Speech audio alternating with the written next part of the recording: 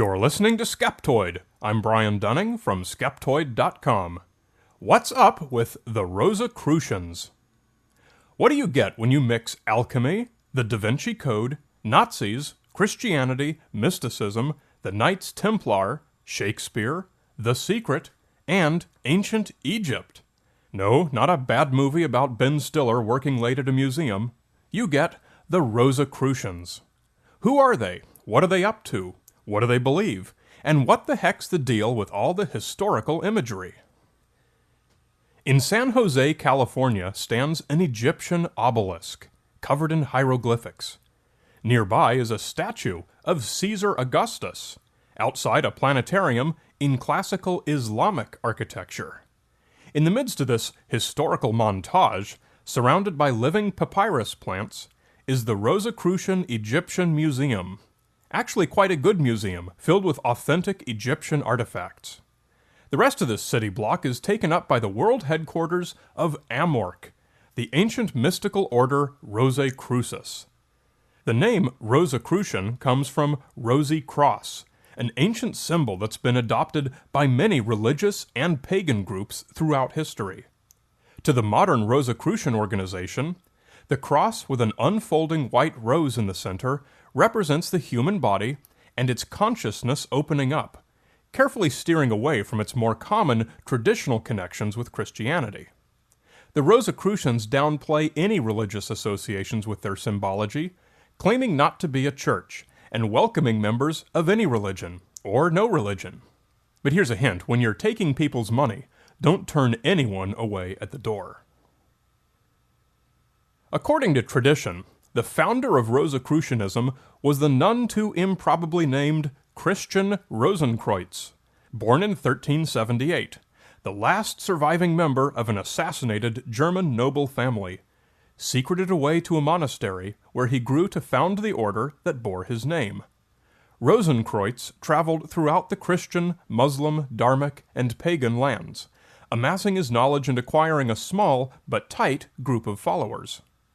Of his death, all that is known to Rosicrucian tradition is that his body lies somewhere in a geometrically proportioned cave, incorrupt and bathed in white light from an unseen source. Rosenkreutz's story is told in the Fama Fraternitatis Rosae Crucis, an anonymous manifesto published in Germany in 1614. The following year, another manifesto appeared, the Confessio Fraternitatis, which declared the existence of a secret society of alchemists and sages following pious Christian principles and planning an intellectual enlightenment of Europe.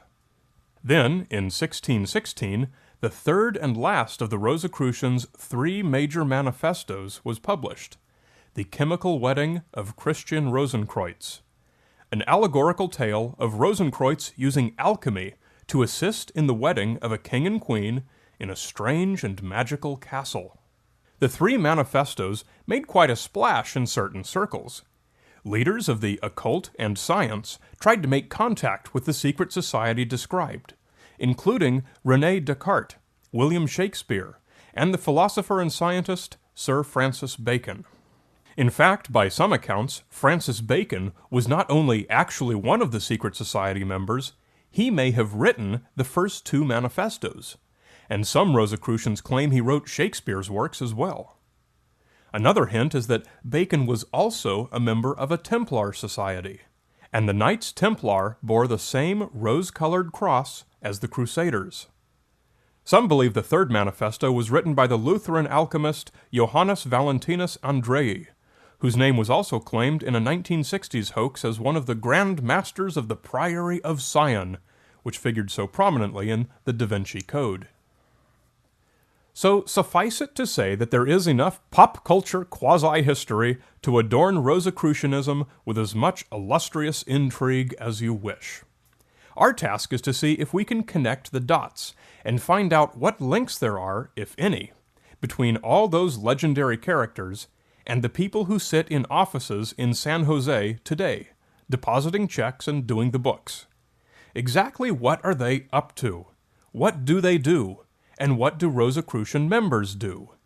Here's the answer. If I were to summarize the modern Rosicrucian organization, I'd compare it to a low-pressure, less expensive version of Scientology, based on New Age beliefs instead of L. Ron Hubbard's science fiction. You send them a few $100s a year for your membership, and they send you printed lessons for self-study that teach you all about their mystical belief system, the keys to universal wisdom, as they put it. Like Scientology and Freemasonry, Rosicrucians reach various levels, or degrees, based on how much of the self-study material you've purchased and read. You can even perform your own initiation ceremonies into each new degree at home. In your first 5 years as a Rosicrucian, you'll cover the 3 neophyte degrees from first atrium through third atrium, and then the temple section from first temple degree through 9th temple degree. By this time, your teaching will include topics such as mental alchemy, telepathy, telekinesis, vibroturgy, and radiesthesia, cosmic protection, mystical regeneration, attunement with the cosmic consciousness. One of the benefits available to modern Rosicrucians is magical assistance to those in need of actual assistance, which they provide to successful petitioners via their Council of Solace. Their website describes how this works. The Council does this by putting certain spiritual energies into motion and directing them in accordance with mystical law and natural principles. Metaphysical aid is thus directed to individuals with health, domestic, economic, or other problems, and aid is also directed to those who are attuned with the Council. The aid of the Council of Solace operates on the cosmic plane. Its activity is solely metaphysical and in no way interferes with any professional or healthcare assistance being received on the physical plane. So at this point, you're probably yawning at this yet another spin the wheel and invent a New Age philosophy. So it's a good time to introduce William Walker Atkinson, an author who wrote about 100 books in the early 20th century under many pseudonyms. He is credited with being one of the principal architects of the New Thought movement, which evolved into today's New Age movement. His book, The Law of Attraction in the Thought World, is one of the primary influences of Rhonda Byrne's book and movie, The Secret. And in fact, the word Rosicrucian appears subtly on screen throughout the movie's title transitions. Many of the principal writings of the Dharmic movement of the 1960s, so popular with the Beatles and attributed to various swamis and yogis, were in fact written by Atkinson. But one of Atkinson's books broke the pattern and was written not to promote New Thought mysticism, but rather to expose it. Published under the name Magus Incognito, its title was The Secret Doctrine of the Rosicrucians. In it, Atkinson claims that the true Rosicrucian order does not accept fees, has no formal organization, and is, in fact, secret. He then gives away all the contents of the Rosicrucian degrees. Why would he write this book? Amorc, the modern formal Rosicrucian group, was launched in New York in 1915. The original founder, Harvey Spencer Lewis, and its first leader, or imperator as they call it, is said to have borrowed quite heavily from the works of Yogi Ramacharaka in developing the Atrium and Temple degree series. Who was the real author behind the name Yogi Ramacharaka? You guessed it, William Walker Atkinson.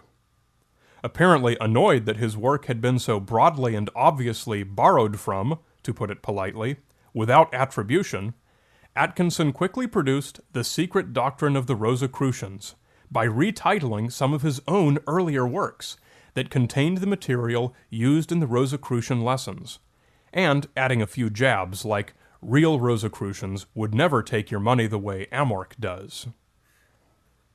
Atkinson also reminded us that the term Rosicrucian and the Rosy Cross symbol have both been in the public domain for centuries, so nobody has any exclusive right to use them, and in fact that there are many competing Rosicrucian groups out there.